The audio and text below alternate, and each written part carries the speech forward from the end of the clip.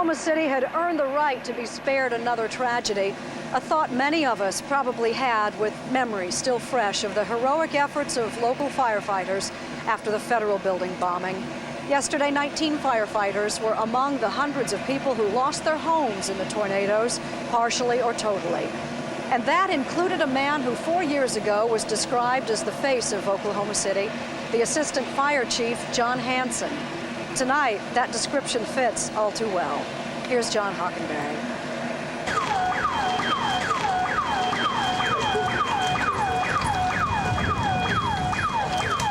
April 19th, 1995, at the center of the worst terrorist attack in U.S. history, as a community coped with an unimaginable pain, one face. Through the chaos, one voice. One calm Oklahoma voice. The voice of Jon Hansen, Assistant Fire Chief, Oklahoma City. What those men and women did in that building, being able to recover all but what we believe to be 2 people is phenomenal. It's been Jon Hansen's face again this time, comforting people of Oklahoma City who have again lost so much. Like neighbor Mike Simmons. Golly. I know I'm fine. I just, we had such a beautiful place. It's a beautiful place. But in Hansen's calm demeanor, there is no clue that this is his neighborhood. One of these houses is his house, and another, the house of his father.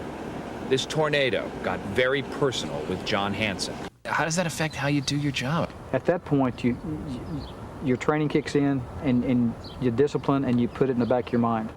History is full of characters, large and small, who suddenly find themselves at the center, who for one reason or another are chosen to be the symbols of an entire community's travails.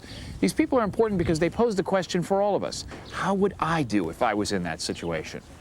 Well, you could do a lot worse than Jon Hansen. I was lucky. I was on the north edge of it. Monday afternoon, the Oklahoma City Fire Department was mobilized. Hansen got the call to go to the suburb of Moore. When we got there, knew right away that we had some serious problems. Serious problems. And what went through your mind? Life loss, the potential from visualizing what was here, the potential for life loss and injury to our citizens. At that point, Hansen looked up to see where this killer storm was headed. He was looking at his own neighborhood, miles away to the east. When you knew it was a killer, when did you begin to connect that with your own loved ones and your own family? It didn't really sink in until we were on the scene and saw the devastation. For 10 horrifying minutes, he knew nothing of the fate of his family, his 7-year-old daughter, his father and stepmother. He knew one thing, though. His parents were at ground zero of the worst tornado anyone in Oklahoma had ever seen. Then relief. His daughter, he learned, was not in the path of the storm. She was out of danger. Hansen learned his parents were okay and rushed to them. He started telling me what to do. And that's difficult for a father to have your son say, now, Dad, do this and do that. So under the circumstances, he was the boss. At the end of it, Jon Hansen's house was a total loss, but not completely flattened like some of his neighbors. His parents' house was severely damaged. Suddenly, it was a new role for the calm Jon Hansen, above it all. When you try to be a rescuer and then you turn around and you put the victim hat on, that's something that most of these men and women certainly aren't used to. You got to ask for help now. Absolutely. If we can get you already in the seat there. And he was back on the job at 5 o'clock this morning, reassuring his community, reassuring us all. We and this community are going to band together to get through this. All I am, just a conduit for our department.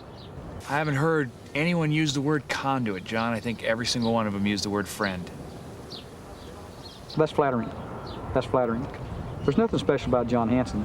There's a lot of things special about the men and women I work with. I think everybody looks in your face and they see the pride, but I think they also wonder, any tears Oh, absolutely. for Jon Hansen? Absolutely. You bet. When did you break during all this? Last night, a little bit. When I hadn't seen daughter since Monday night. You look around, you think not only you have respect for what happened, but you think what could have happened. And you hug her a little longer, you hug her a little tighter, and that's when I water up a little bit. Has this community had too much to deal with? You know how much is too much? A tragedy. This is too much. We've been beaten up a little bit, but we hadn't been broken. This ain't gonna break us. We'll be back. One of Jon Hansen's contributions to the recovery of Oklahoma City 4 years ago, after the trauma of the bombing, was a simple thought that resonates even more strongly now. He said, at this point, we have a choice as a community. We can be survivors or we can be victims. And I submit to you that we are survivors.